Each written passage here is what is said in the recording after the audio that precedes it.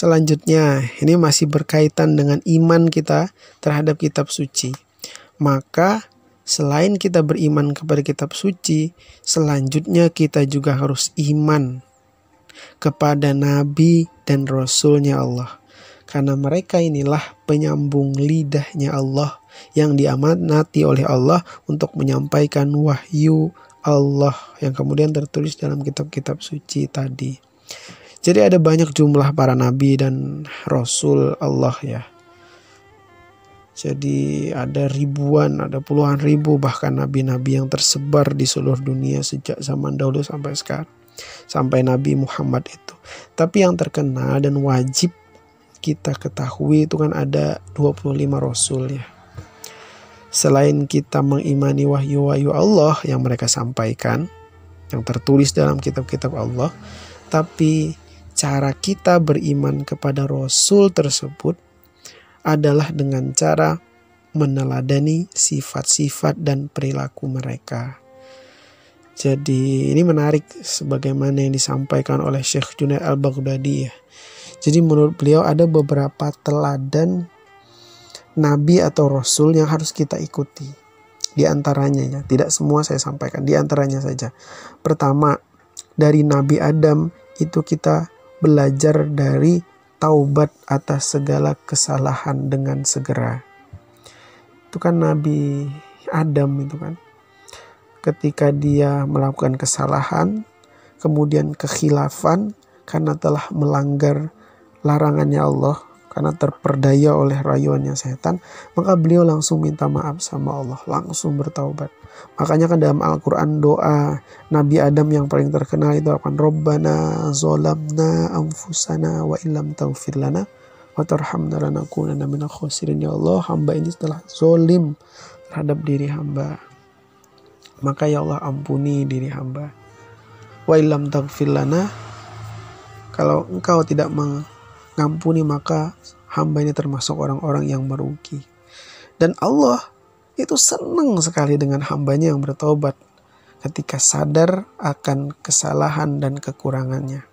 Maka kan ada hadis Nabi itu bahwa Allah itu sangat senang sekali dengan taubat hambanya, melebihi seorang musafir yang kehilangan untanya di tengah gurun pasir yang sangat luas.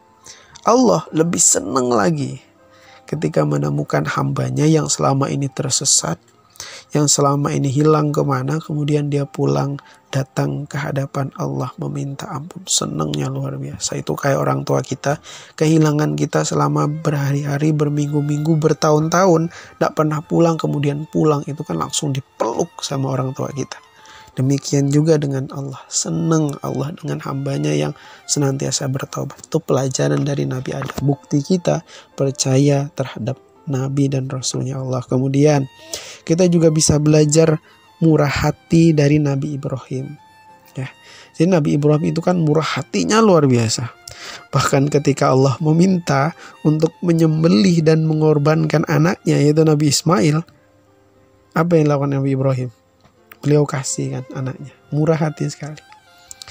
Itu jangankan hartanya, anaknya beliau kasihkan. Itu kan berat luar biasa, tapi harus kita imani dan harus kita ambil pelajaran teladan beliau dari murah hati seorang Nabi Ibrahim. Kemudian pelajaran selanjutnya yang kita ambil dari para nabi yaitu adalah ridho, sebagaimana ridhonya Nabi Ismail.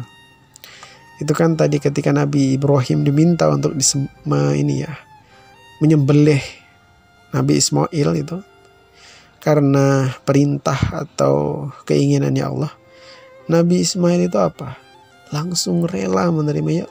Wahai ayah, tidak apa-apa, kalau memang itu ada perintahnya Allah, saya terima. Nah, maka kita latihan jadi Nabi Ismail. Apa itu latihannya? Belajar untuk ikhlas, ridho, rela terhadap segala takdir dan ketentuannya Allah. Nah, itu kita belajar dari Nabi Ismail. Kemudian juga kita bisa belajar dari Nabi Yakub. Bukti kita iman kepada Nabi dan Rasulnya Allah, yaitu kesabarannya Nabi Yakub. Jadi kan sabarnya Nabi Yakub ini luar biasa. Ketika beliau mendapatkan cobaan dalam hidup, konon katanya itu menurut riwayat ada yang mengatakan bahwa beliau itu ditimpa musibah sakit pada fisiknya itu sampai 18 tahun. Bermacam-macam sakitnya. Sampai itu kan kulit beliau itu rusak. Tapi selama 18 tahun itu beliau tidak pernah mengeluh sedikit pun. Tidak pernah komplain sama Allah. Bahkan berdoa untuk sembuh pun tidak ternyata.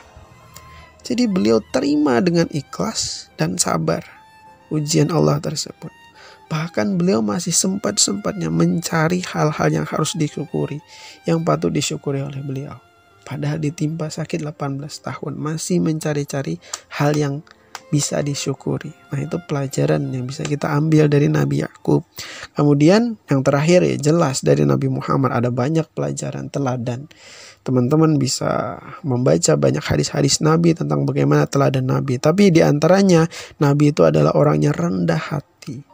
Jadi walaupun Nabi itu adalah seorang Rasul, ya Nabi Muhammad itu adalah Rasul, orang yang dijamin masuk surga, tapi beliau tidak pernah sombong, tidak pernah meninggikan dirinya di hadapan Allah, padahal jelas dijamin oleh Allah masuk surga. Nah, itu pelajaran yang bisa kita ambil, bisa kita ikuti dari nabi-nabi dan rasulnya Allah. Nah, itu cara kita beriman kepada Rasul Allah, kepada nabi-nabi Allah. Jadi tidak hanya kita ucapkan kita percaya atau kita hafal nama-nama nabinya, tapi kita juga harus mengambil teladan dari akhlak-akhlak mereka. Itu yang disebut dengan iman kepada Rasul.